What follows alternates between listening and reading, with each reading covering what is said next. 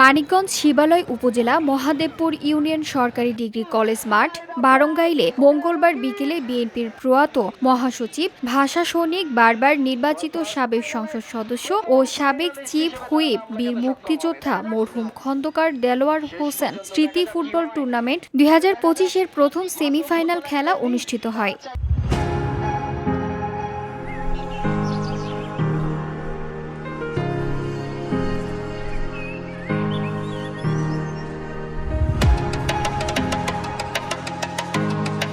বিএনপির প্রয়াত মহাসচিব মরহুম খন্দকার দেলোয়ার হোসেনের জ্যেষ্ঠ পুত্র ও মানিকগঞ্জ জেলা বিএনপির আহ্বায়ক কমিটির সদস্য ডক্টর আকবর হোসেন বাবুলের পৃষ্ঠপোষকতায় খেলায় প্রধান অতিথি হিসেবে উপস্থিত ছিলেন শিবালয় উপজেলার মোহামেডান ইয়ুথ ক্লাবের সভাপতি ইঞ্জিনিয়ার মহিদুর রহমান কাজল। খেলাটি উদ্বোধন করেন ট্রেডার্স স্বত্বাধিকার DM সালাউদ্দিন টিপু।